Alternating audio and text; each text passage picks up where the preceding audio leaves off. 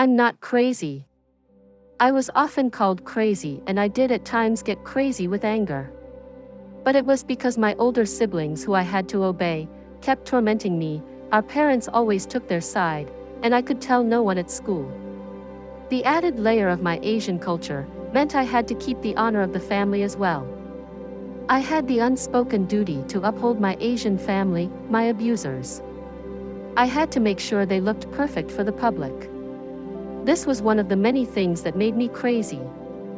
Another thing that made me crazy is that Asian cultures do not listen to girls. My own mother could not hear my pleas that my older siblings were lying. She automatically believed them and not her youngest daughter, who was crying from constantly being beaten. It seemed no matter what I did, she could not hear me or see who I really was. And she carried this grudge against me, because Asian mothers carry grudges for lifetimes. Asian parents rarely show any outward signs of love, instead they amply give out criticism, so avoiding criticism was how my siblings sought to get love. If I was beaten, made into the bad girl, then they by default, my siblings were the good children. My siblings quickly learned that a story about being wasteful would trigger our frugal mother into a rage. They made our parents believe I was the problem by concocting stories about me wasting food, clothes, anything of value. When I objected that the fabricated stories were not true, my siblings said I was a liar. I was outnumbered by my 3 older siblings, so our mother believed them even when I was sobbing for mercy. Why could she not hear me? I believe it goes back to the Asian preference for boys. If I had been a son, she would have listened to me. Gender preference was ingrained into her, and she also abided by another Asian rule: respect your elders. Even though my siblings were kids, just because they were a few years older, I had to obey them. Soon my siblings became sadistic as they abused this rule under the approval of our unhappy mother. Why was our mother like this? I believe she had unresolved anger over opportunities she could not pursue because they were for her brothers. Asian culture is patriarchal, and this unfair position that she had no ability to change made my mother easily agitated. She could not express her complaints to her elders, so she took her anger out on her children. My mother and my older siblings all enjoyed releasing their collective rage onto me, watching me cry as I was beaten by my father for no reason. When I wasn't being beaten, my siblings humiliated me in other ways. My older siblings enjoyed depriving me of food and basic necessities that they doled out amongst themselves. They enjoyed excluding me from everything a normal child would have. These cruel, childish, crazy rules were the rules only set for me. Most families will cater to the sickest member, taking care of them, meeting the needs of that member. In abusive families, the family follows the rules of the most manipulative person. These rules are abnormal and abusive. The abusive Asian family makes the scapegoat crazy. We are driven crazy by our families ignoring us, diminishing our feelings, blaming us for things we didn't do, moving goalposts, breadcrumbing us with small hopes like maybe we might get $1 or a piece of candy if we behave. They gaslight us and they triangulate. My oldest sibling used our siblings to form a triad. In retrospect, I concluded that this was the way my older siblings bonded because they wanted to avoid the harsh criticism that would come from our unhappy mother. My siblings learned the best way to avoid her harsh tongue was to make me the target of torment. Together their triad smeared me with names. First I had cooties, then I was a liar, then I became the permanent troublemaker, and then I was crazy. They had driven me crazy. I was crazy with anger at being unfairly beaten for things I did not do. I yelled at them, defending myself from their beatings and false accusations. I had to yell to be heard.